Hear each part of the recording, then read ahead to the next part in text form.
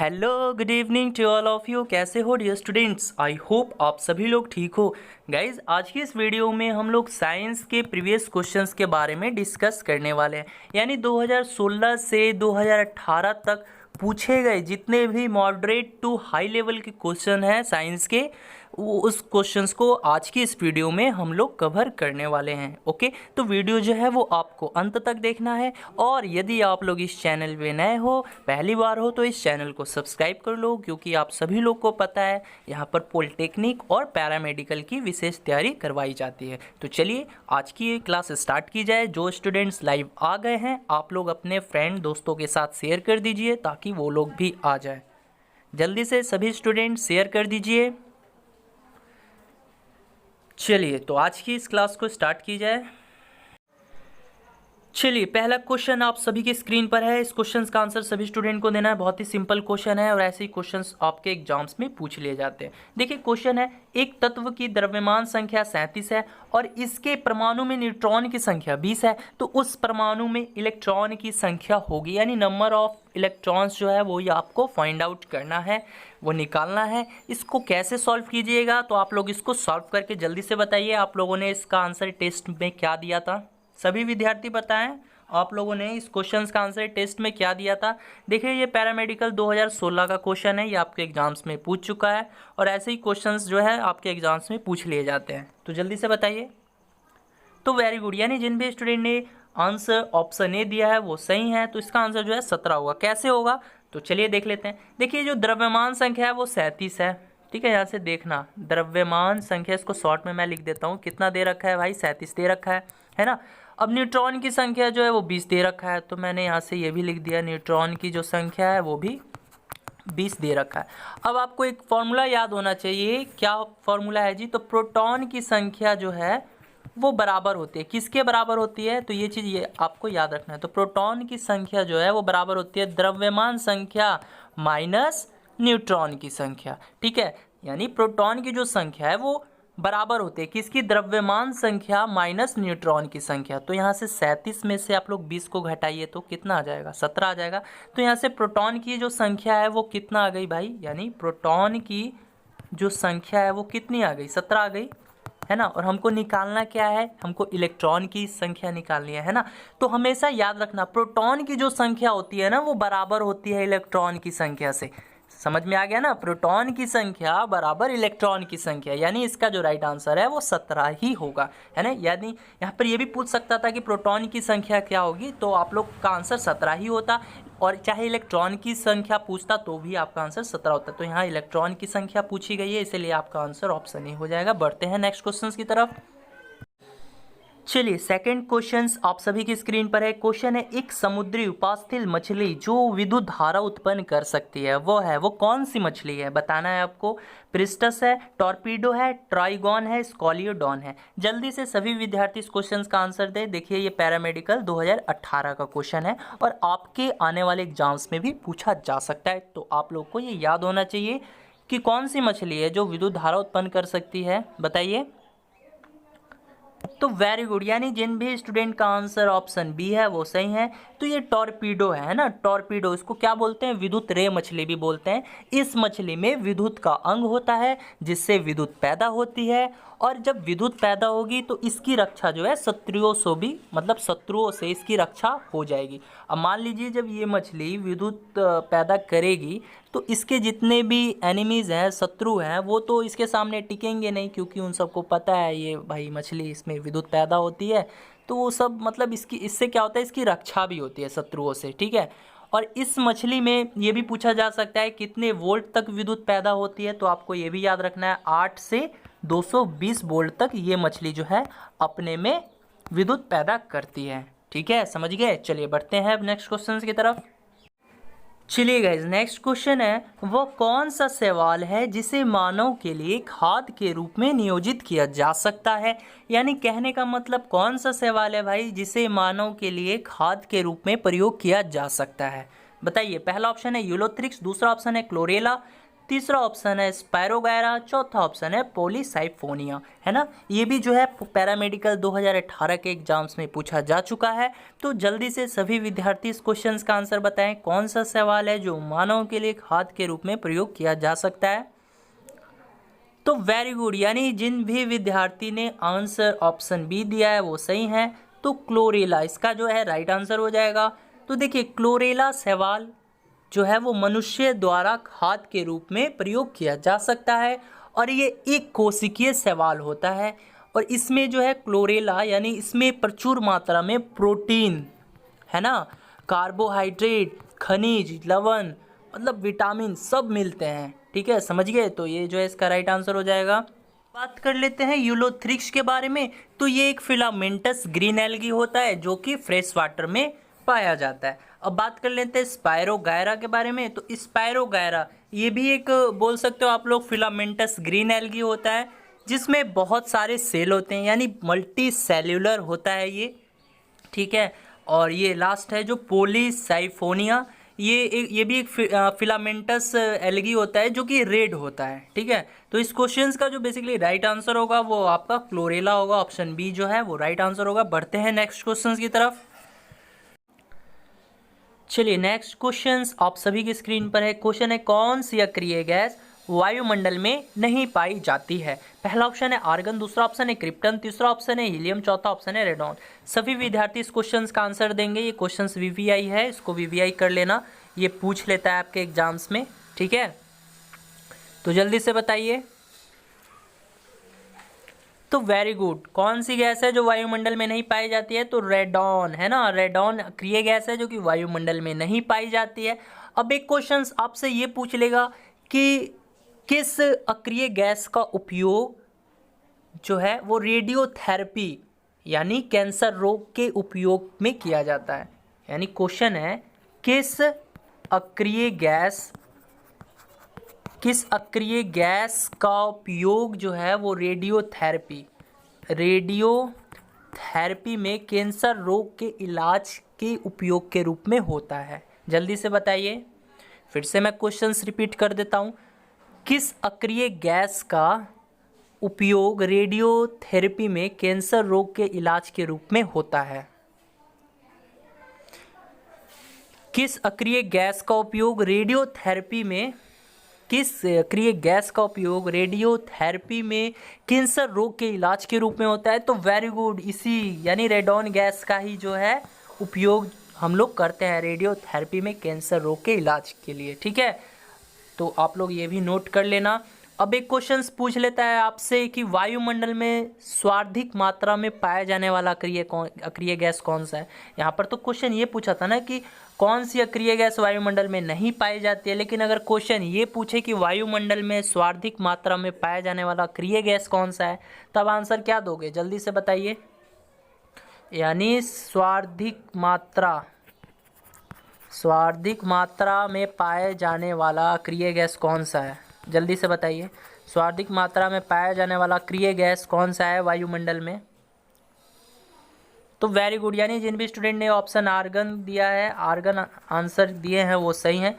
तो वायुमंडल में जो सबसे ज़्यादा मात्रा में पाए जाने वाला जो अक्रिय गैस है वो आर्गन है, और वायुमंडल में जो अक्रिय गैस नहीं पाया जाता वो कौन सा है, तो वो रेडॉन है। ठीक है, ये क्वेश्चंस आप लोग याद कर लेना, पूछ लिया जाएगा।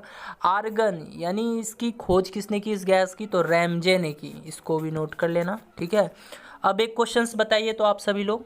अच्छा, आप लोग को पता है ना अक्रिय गैस जिसको इनर्ट गैस बोलते हैं या नोबल गैस भी बोलते हैं, अक्रिय गैस हिंदी में बोलते हैं, या एक और नाम है इसका उत्कृष्ट गैस, है ना, ये भी याद रखना।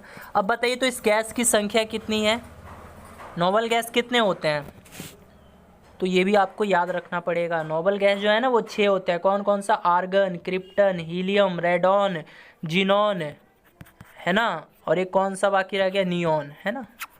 ये 6 गैस जो है ये आपकी नोबल गैस हो गई, 6 अक्रिय गैस हो गई। अब एक क्वेश्चन पूछ लेता है आपसे डायरेक्टली कि किस अक्रिय गैस का उपयोग जो है वो विद्युत बल्ब में किया जाता है, जल्दी से बताइए। विद्युत बल्ब में किस अक्रिय गैस का प्रयोग करते हैं हम लोग। क्वेश्चन है किस अक्रिय गैस का प्रयोग विद्युत बल्ब में किया जाता है। तो वेरी गुड, किसका किया जाता है जी? आर्गन का ही प्रयोग हम लोग विद्युत बल्ब में करते हैं। और विद्युत बल्ब का जो फिलामेंट होता है वो किस धातु का बना होता है, तो वो भी आपको बताना है, जल्दी से बताइए।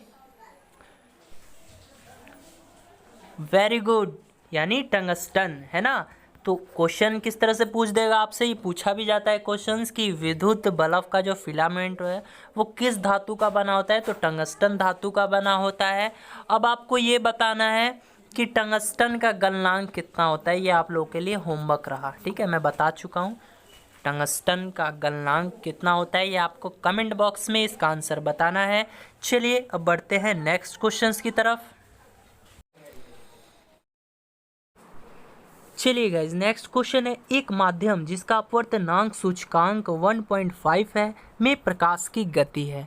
यानी एक माध्यम जिसका अपवर्तनांक सूचकांक कितना दे रखा है, 1.5 दे रखा है, और इसमें पूछा है प्रकाश की गति कितनी होगी। तो देखिए इस क्वेश्चन को आप लोग बेसिकली सॉल्व कैसे करोगे, तो इसका एक फॉर्मूला होता है। क्या फॉर्मूला होता है, तो अपवर्तनांक बराबर मेरा क्या होता है, ये आपको याद रखना होगा। तो हमेशा याद रखना, अपवर्तनांक बराबर होता है 3 × 10⁸ अपॉन माध्यम में प्रकाश की चाल, जो हमको निकालना है, माध्यम में प्रकाश की चाल।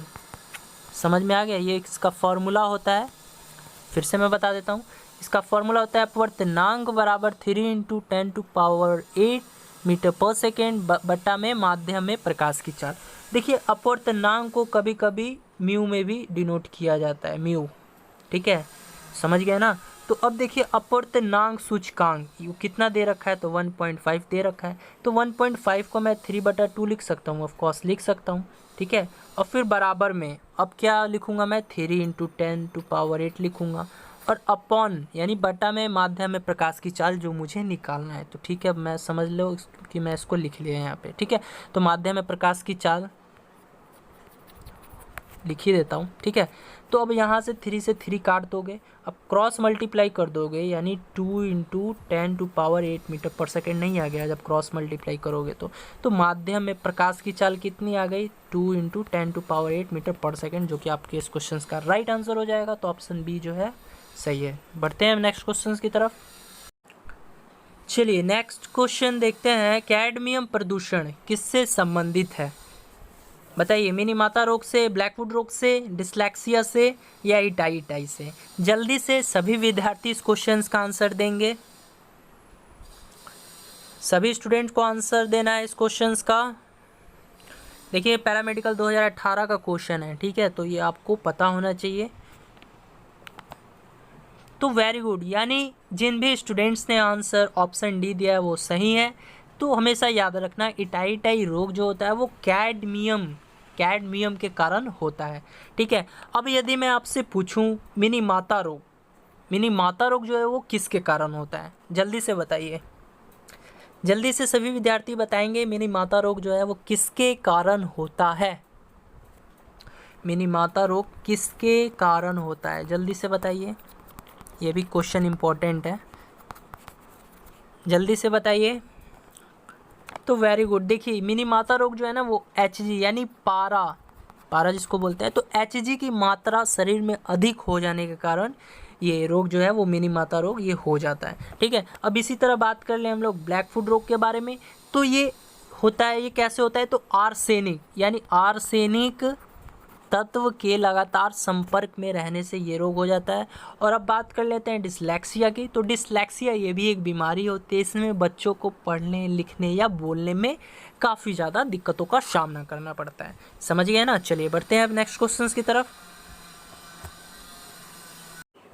गाइज अब देखते हैं नेक्स्ट क्वेश्चन है, एक ट्रांसफार्मर में प्राथमिक एवं द्वितीयक कुंडलियों में फेरों की संख्या क्रमशः 140 व 280 है।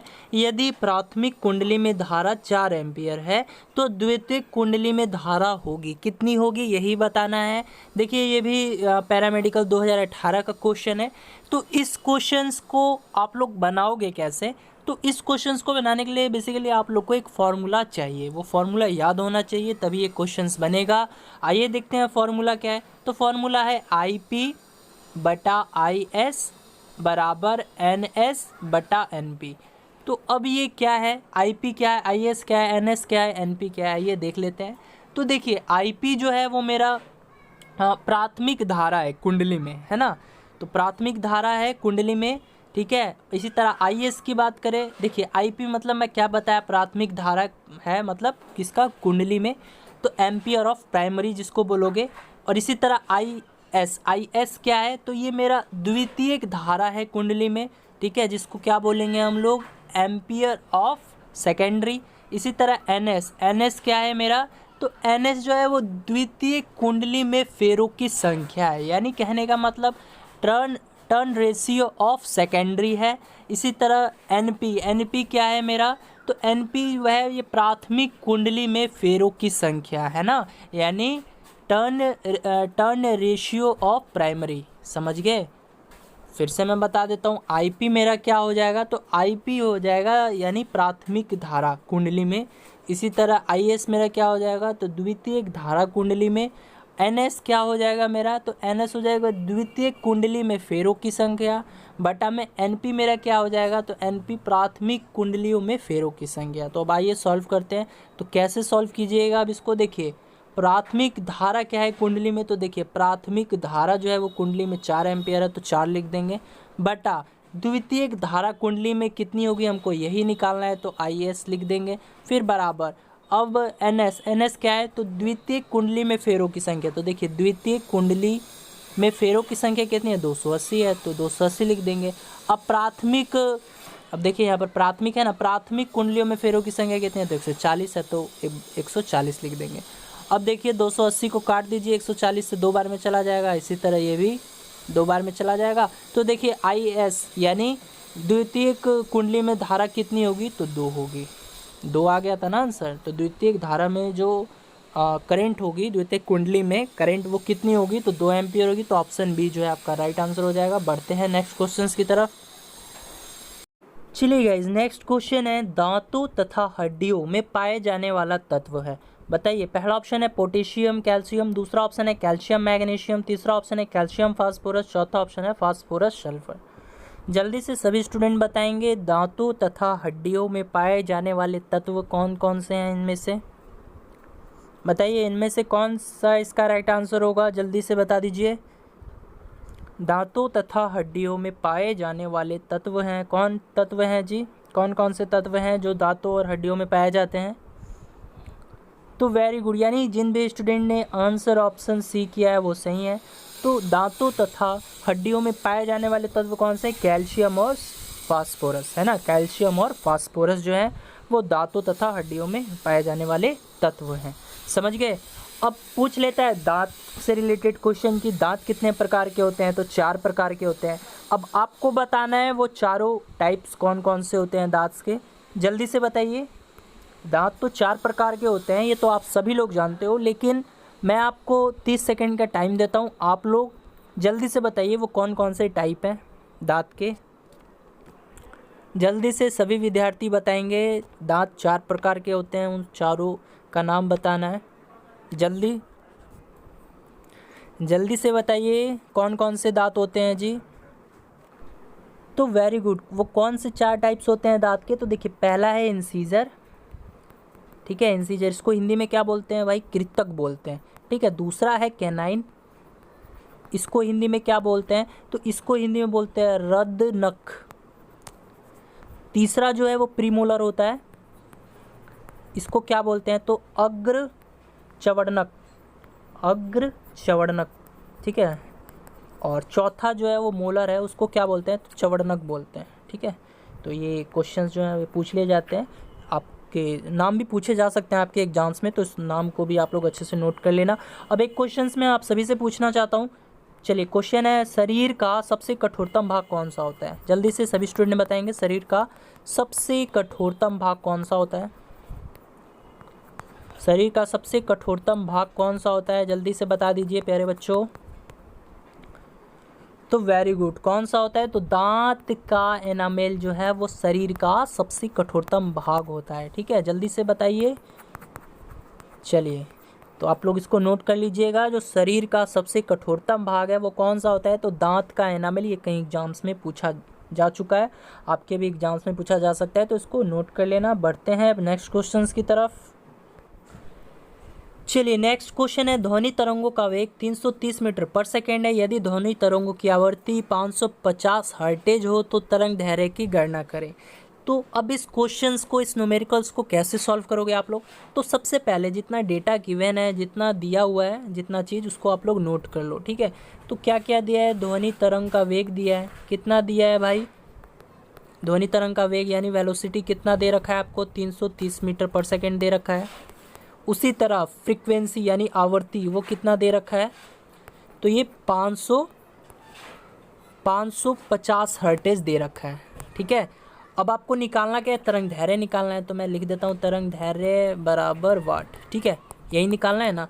तो देखिए सबसे पहले आप लोग को इन तीनों के बीच का रिलेशन मालूम होना चाहिए, यानी इन तीनों से मिलकर एक फॉर्मूला बना होता है। तो फॉर्मूला क्या है, आइए देख लेते हैं। तो फॉर्मूला होता है, आपको याद रखना है, वेलोसिटी बराबर फ्रीक्वेंसी गुना में लेमडा, ठीक है।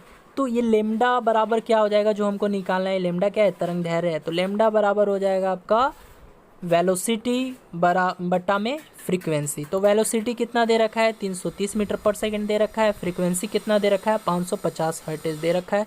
अब एक जीरो से एक जीरो काट दो। अब तो सबको पता है 11 के पहाड़ से चला जाए, 11 ते 33, 11 पच्चे 55। तो यहाँ से लैम्डा यानी तरंग दैर्घ्य बराबर कितना आ गया भाई?